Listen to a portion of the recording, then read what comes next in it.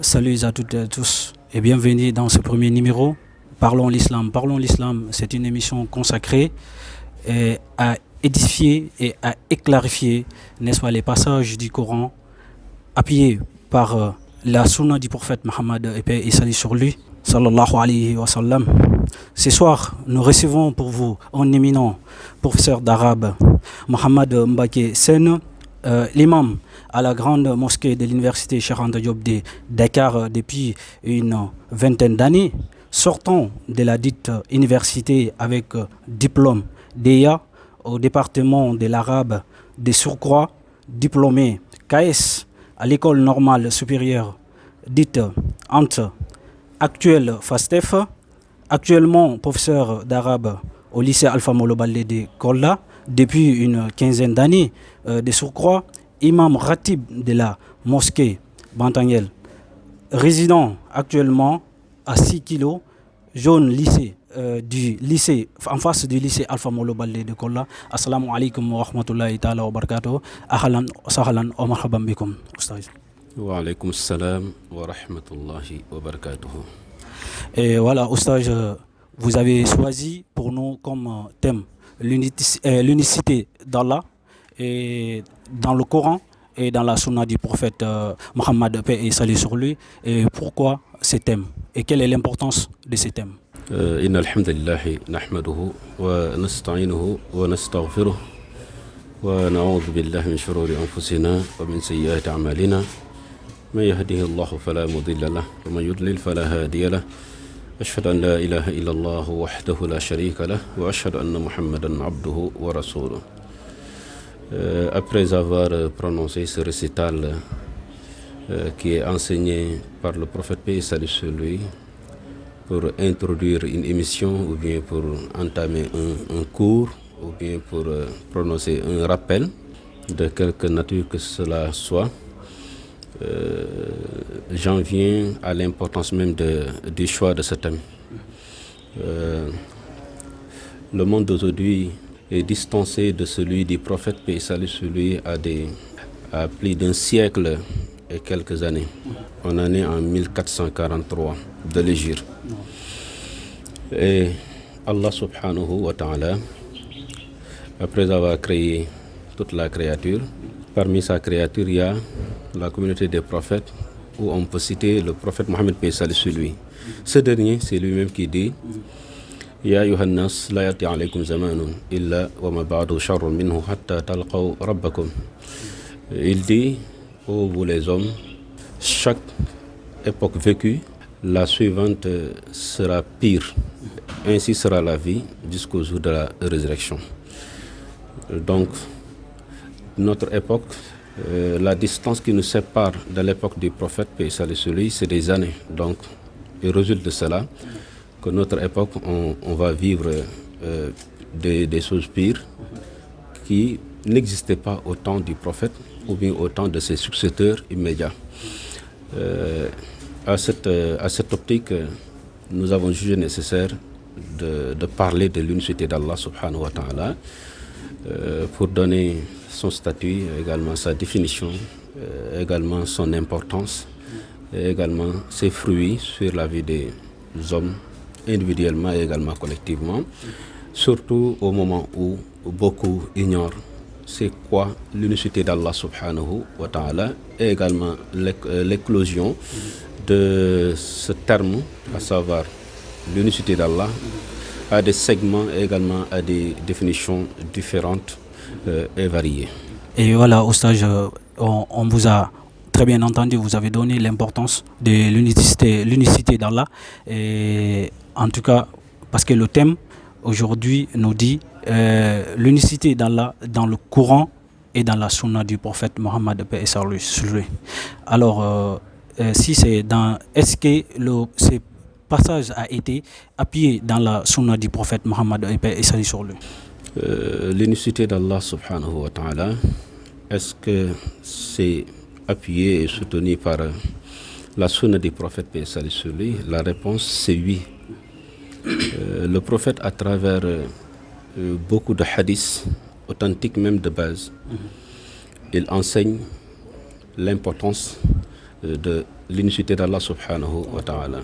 Parmi ces textes, nous pouvons citer là où il dit, sallallahu alayhi wa sallam, man laqiya Allah la yushriku bihi shay'a dakhala al-jannah wa man laqiyahu yushrik bihi shay'a dakhala an-nar. Celui qui vit jusqu'à mourir et qui rencontrera Allah subhanahu wa ta'ala, soit il est du parti de ceux-là qui ont adoré Allah subhanahu wa ta'ala comme cela se doit, ceux-là qui ont cru en son unicité, ou bien il fait partie de ceux-là qui vont vivre autre. Autre, ça veut dire que c'est de la mécréance et de la déviance. Donc celui qui rencontre Allah subhanahu wa ta'ala sans lui associer ira au paradis. Mais celui qui rencontrera Allah subhanahu wa ta'ala en lui associant à d'autres divinités ira à l'enfer. Donc ce texte enseigne clairement l'importance d'avoir une bonne unicité d'Allah subhanahu wa ta'ala. Et également, il y a d'autres également. Ok, il y a d'autres, peut-être on aura quasiment le temps y revenir, Inch'Allah.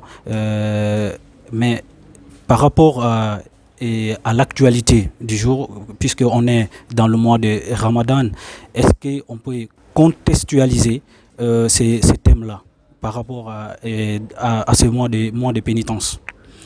Bien sûr, la prescription même du jeûne, sa finalité c'est d'avoir la crainte révérentielle, la crainte d'Allah subhanahu wa ta'ala. Le Coran dit, Ya ayyuhallazina amanu kutiba alaykum as-siyam kama kutiba ala alladhina min qablikum la'allakum tattaqun. Vous les croyants, sachez que le jeûne du mois de Ramadan vous a été prescrit comme il a été prescrit aux communautés antécédentes ou bien qui vous ont précédé. La finalité de ce jeûne, c'est juste d'avoir la crainte révérentielle, à savoir la taqwa. Et qui dit taqwa fait allusion à l'unicité d'Allah subhanahu wa ta'ala.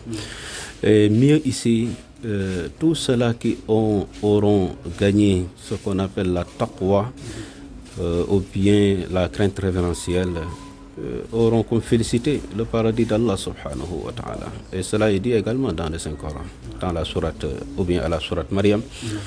Allah subhanahu wa ta'ala, après avoir évoqué les vertus et les valeurs des croyants, il dit, tous ces gens-là finiront au paradis, et pas n'importe quel paradis, mais c'est le paradis Firdaus. Tilkal jannatu allati nurisu min ibadina man kana taqiyan.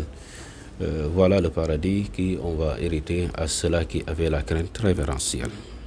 Donc voilà, chers internautes, tous ceux qui nous pratiquent, nous sommes toujours avec notre éminent oustage imam à la grande mosquée, ici Bantangel de Kolla. Kolla se trouve dans la région dans une région du sud du Sénégal. C'est l'actuel professeur l'arabe au lycée Alpha Molo Baldé de Kolla. C'est le plus grand lycée de la région. Oustage, voilà, on va toujours essayer de contextualiser notre thème. Est-ce que notre thème, l'unicité d'Allah aujourd'hui, en le contextualisant aujourd'hui, est-ce qu'on peut dire que a des promesses vraiment qui va à l'endroit, n'est-ce pas, des musulmans, ou bien qui fait peur aussi aux mécréants? Qui parle de l'unicité d'Allah subhanahu wa ta'ala parle absolument de sa finalité et de ses impacts sur la vie individuelle et sur la vie collective. Allah subhanahu wa ta'ala, il est certes le créateur suprême, il est certes celui qu'on doit adorer, de droit aussi. Obéir à son invite, c'est accepter d'être musulman. Mais lui refuser son invite, c'est d'accepter de ne pas être musulman. Et le musulman a besoin, durant son séjour terrestre, du soutien de son créateur, à savoir Allah subhanahu wa ta'ala, pour qu'il puisse vivre comme cela se doit durant son séjour terrestre. Maintenant, celui qui choisit de ne pas obéir l'invite d'Allah subhanahu wa ta'ala, c'est celui qui aura une vie de crise, une vie de peine, une vie de dorant, une vie de démence, une vie de trouble. Et tout cela a été relaté dans le Saint-Coran. Le Saint-Coran dit Celui qui croit en Allah subhanahu wa ta'ala, comme cela se doit, aura sur terre une vie apaisée, une vie paisible et une vie apaisée. Mais celui qui va renier à cela, c'est celui qui aura une vie de crise. Celui qui s'en détourne de l'invite d'Allah subhanahu wa ta'ala, c'est celui-là qui sera laissé à la merci du Satan. Donc il aura une vie de trouble, une vie difficile, une vie de gêne. Mais par contre, celui qui accepte de croire en Allah subhanahu wa ta'ala, c'est celui qui aura une vie rassurée par la garantie d'Allah subhanahu wa ta'ala. Et mieux encore, la finalité de cette unicité, la finalité de toute la finalité, c'est d'être parmi ceux-là qui iront au paradis au jour du jugement dernier. Parce que ça sera la demeure de la félicité, ça sera la demeure de l'agrément d'Allah subhanahu wa ta'ala, ça sera la demeure de la grande récompense d'Allah subhanahu wa ta'ala. Et ceux-là qui y seront auront toute la félicité d'Allah subhanahu wa ta'ala et vivront une vie qu'ils n'ont jamais vécue durant le séjour terrestre. Mais aussi les autres qui seront contraires par rapport à ceux-là qui iront au paradis sont ceux-là qui iront en enfer, qu'Allah nous en préserve. Et ils y trouveront également leur récompense, qu'on ne peut pas appeler une bonne récompense, mais une récompense méritoire, parce qu'ils ont accepté de désobéir à Allah subhanahu wa ta'ala, et Allah avait promis à celui qui va le désobéir l'enfer, qu'Allah nous en préserve. Et Oussaj, quasiment nous nous dirigeons vers la fin fatale de cette émission.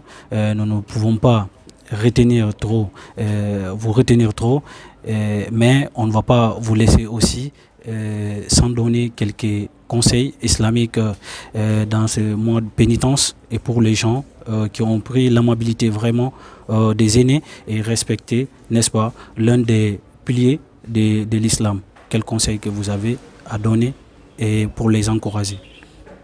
Le premier conseil que j'ai à donner à la Ummah islamiyya, aux hommes et également aux djinns, qui ont accepté d'abord de dire ce sont des musulmans et également c'est des croyants, c'est d'abord d'apprendre la religion, consacrer une bonne partie de leur vie pour apprendre la religion et également mettre en pratique cet apprentissage-là, parce que quand on apprend, on doit pratiquer.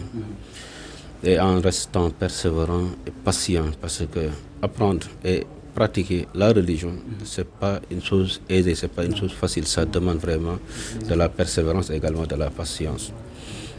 Et également porter l'espoir en Allah subhanahu wa ta'ala, d'être parmi ceux-là qui iront au paradis, à l'au-delà. Ça c'est le premier conseil. Le deuxième conseil c'est quoi?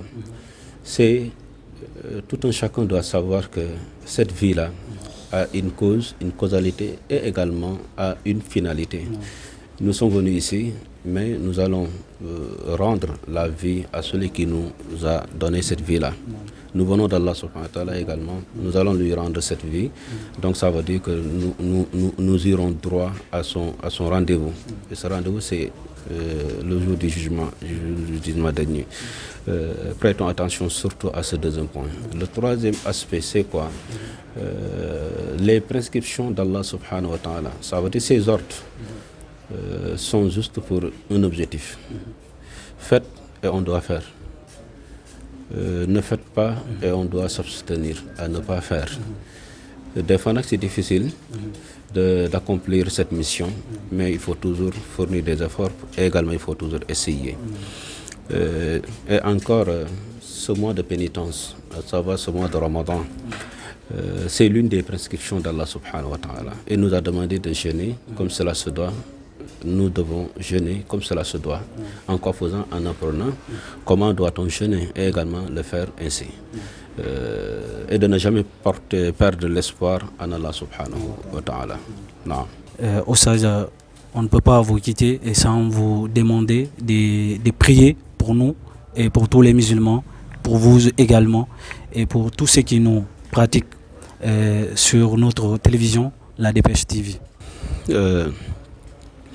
J'implore le prompt soutien d'Allah subhanahu wa ta'ala, d'abord pour vous, pour votre travail choisi, parmi lesquels il y a la diffusion du message islamique, d'être béni par Allah subhanahu wa ta'ala, d'être protégé par lui contre tout mal également et contre tout préjudice, et de faire rayonner votre télé à des échelles plus grandes et de vous y donner beaucoup de retombées positives.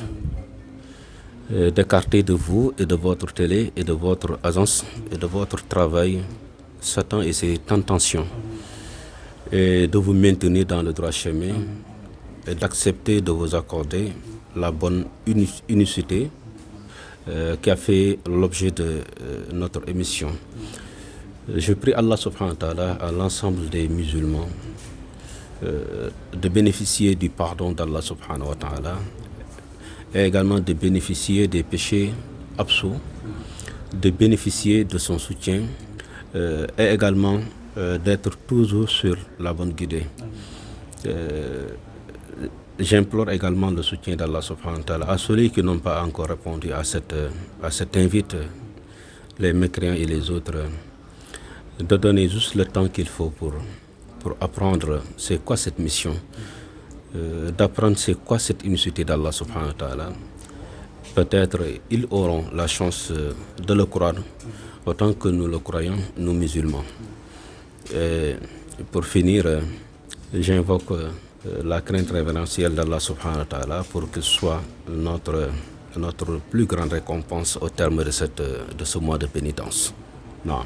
Wa alaykoum salam wa rahmatullahi ta'ala wa barakatuh. Tous ceux qui nous pratiquent sur la DPS TV, c'est dans votre premier numéro Parlons l'islam qui recevait pour vous le grand imam de la mosquée Bantangel de Kolla. Kolla se trouve dans l'une des régions du sud du Sénégal. Il s'appelle Mohamed Mbake Sen, le professeur d'arabe. D'ailleurs, c'est mon éminent professeur, c'est lui qui m'a vraiment donné tout. Et là-bas, au cadrage, Abou Sissé, à la réalisation, Ousmane Diallo. On se donne rendez-vous à la semaine prochaine, Inch'Allah, avec un autre thème au sage. Inch'Allah. Ok, donc on recevra, Inch'Allah, au sage Mohamed Mbake Sen, Inch'Allah, avec un autre thème qui va certainement plaire à nos internautes. Wa alaykoum salam wa rahmatullahi ta'ala wa barakatuh.